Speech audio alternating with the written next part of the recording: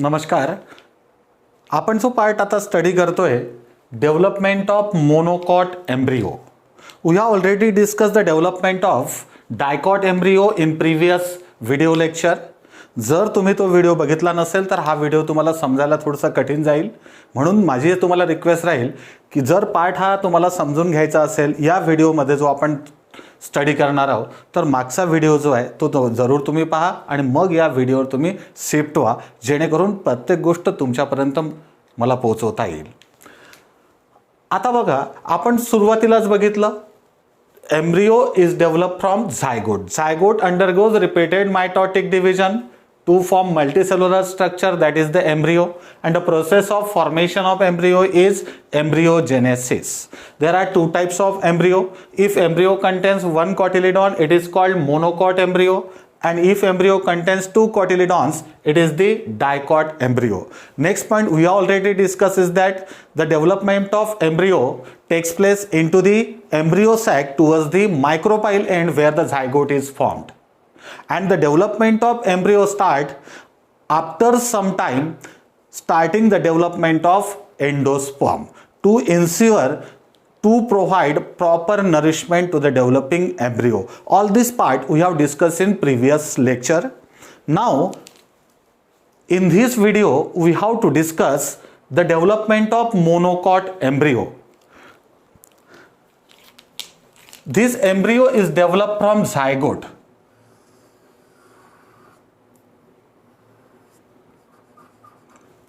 This zygote is surrounded by a wall and it is called as oospore. This zygote is formed by the union of male and female gamete and the process is syngamy. From this zygote embryos develop, and we have to consider the development of monocot embryo, means the embryo which contains a single cotyledon. This zygote undergoes a division to form two cells, one cell towards the chalazal end and another cell towards the micropyle end. This cell which is formed towards the chalazal end is the terminal cell, or it is called as embryonal initial cell, and this cell is the basal cell towards the micropyle end. Basal cell, or it is the suspensor initial cell. Okay, now out of these two cells one cell divides. Now there is a formation of three cells. Yet out of these two one cell undergoes division. आता एक sale ज्याच्या तशी राहील, एक सेलचं काय होईल, division होईल. How many cells are there? 3 cells are formed. This is the terminal cell. This cell is called middle cell and this cell is called basal cell. Got it? How many cells are formed? 3 cells are formed. Terminal cell, middle cell and basal cell. आता बघूया या ठिकाणी. आता ह्या ज्या 3 cells तयार झाल्या, आता या 3 cellsचं काय होतंय? आता सर्वात पहिल्यांदा आपण सेल कन्सिडर करू बेसल सेल. मी इथे लिहितोय म्हणजे तुमच्या लक्षात येईल. आता ही जी बेझल सेल आहे, काय याच्या समोरच लिहितोय. आता या बेझल सेल पासनं काय होईल, ही साइज मध्ये एनलार्ज होईल, enlarges to absorb nutrition. Nutrition absorb करण्यासाठी बेझल सेल साइज मध्ये काय होईल, एनलार्ज होईल. आणि ॲक्च्युअल जो एम्ब्रियो तयार होईल,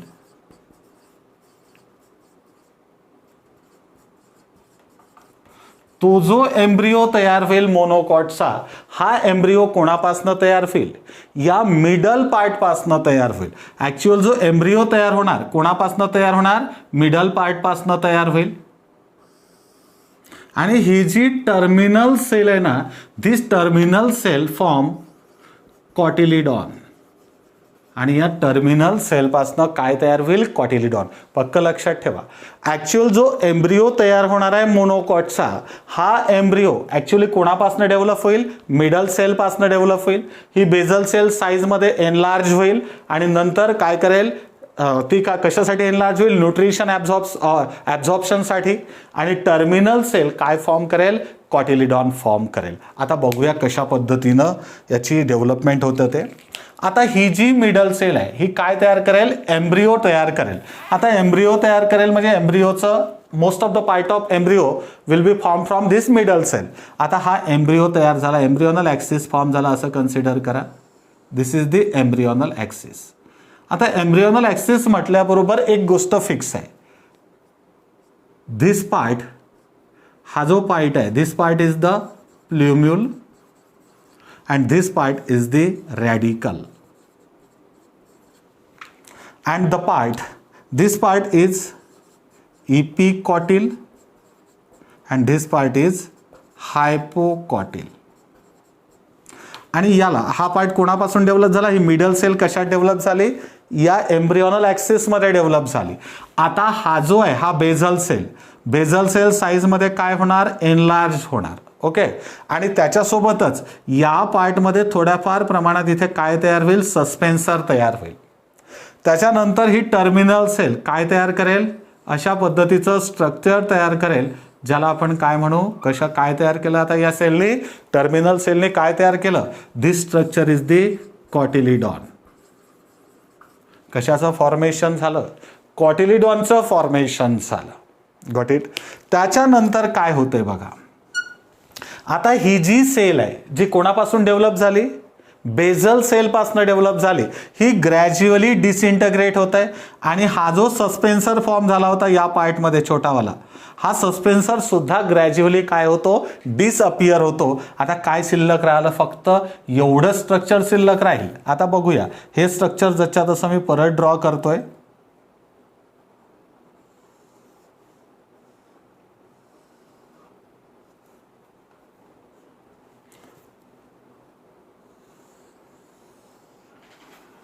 आता बघा या स्ट्रक्चरला कन्सिडर केलं, this part is the cotyledon, this part is the, which part is it?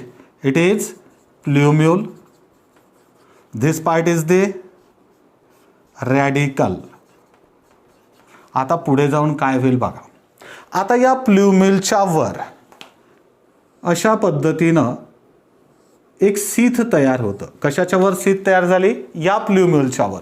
आणि रॅडिकलच्या वर सुद्धा कशाचं फॉर्मेशन होत आहे? अशा पद्धतीनं सीथचं फॉर्मेशन होत आहे. प्ल्युम्युल आणि रॅडिकलच्या वर कशाचं फॉर्मेशन झालं? Sheath formation. आणि हे जे प्ल्युम्युलच्या वर एक सीथ तयार झाली, दिस इज कॉल्ड ॲज कोलियोप्टाईल.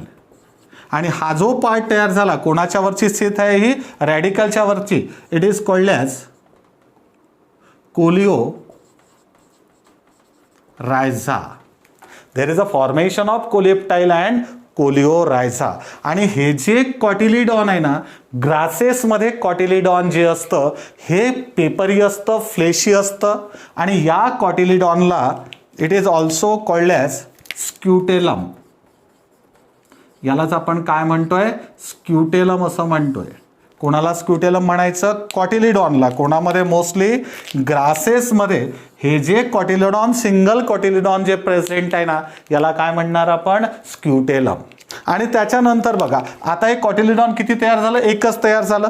या साईडला दुसरं तयार झालं असतं तर डायकॉट झालं असतं. म्हणजे या पार्टला, या एम्ब्रिओनल ॲक्सिसच्या या पार्टला इथे एक छोटासा अशा पद्धतीचा नॉच असतो, epiblast. This is called as epiblast and it is the remnant of second cotyledon. Actually cotyledon एकच आहे, पण सेकंड कॉटिलिडॉनचं रॅमनंट या ठिकाणी प्रेझेंट असतं, एपिब्लास्ट, त्याला आपण कन्सिडर करतोय. आता समजा आपण जर एक सीड कन्सिडर केली, मेचची जर सीड कन्सिडर केली, तर बघा स्ट्रक्चर आपल्याला कसं मिळेल. आता कोणाची सीड आपण पाहतोय? मेचची सीड. या मेचच्या सीडमध्ये बघा अशा पद्धतीचं स्ट्रक्चर असेल.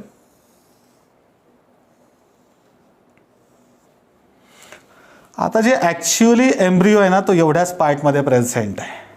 आता हा जो पार्ट आहे हा, दिस इज द एंडोस्पर्म. हा एंडोस्पर्म आहे. या ठिकाणी एक लेअर प्रेझेंट आहे. This layer is proteinaceous layer. कशाचा लेअर आहे हा? प्रोटीनचा लेअर आहे.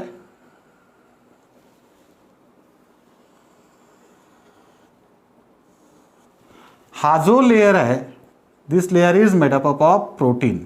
आणि याच्या आतमध्ये एक एंडोस्पर्म प्रेझेंट आहे. जे एंडोस्पर्म प्रेझेंट आहे ना, ते एंडोस्पर्म मात्र कसं असतं?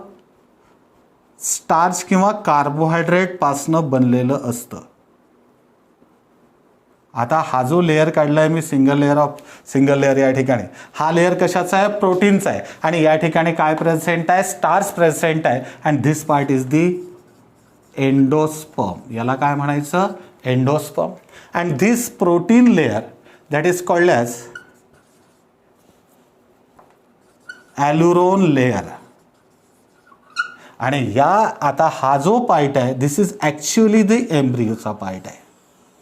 या एम्ब्रिओमध्ये बघा आता तुम्हाला काय भेटेल. हे स्ट्रक्चर असं भेटेल.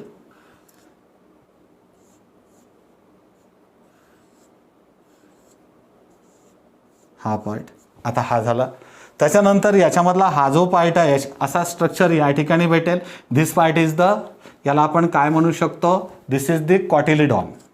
दिस part is the cotyledon.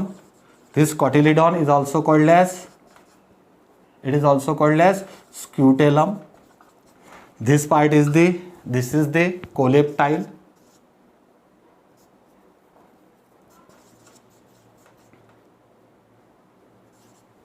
This part is the plumule. This part is the coleorhiza. This part is the radicle, and this radicle is surrounded by a structure that is called as root cap. And this is the structure of maize. कोणाचं आपण हे consider करतोय? मेजचं consider करतोय. And in this way development of monocot embryo takes place. लक्षात राहील. तर बघा आपण दोन्ही टाईपच्या डेव्हलपमेंट पाहिल्या. We are studying the post-fertilization changes, in which we have studied first thing is the development of endosperm, triploid tissue, triploid nutritive tissue. Second, we have studied development of embryo, which is developed from zygote. We know that seeds are formed from ovule and fruits are formed from ovary. आता पुढच्या video लेक्चरमध्ये आपण study करणार आहोत या ओव्ह्यूलपासनं seed कसं तयार होतंय,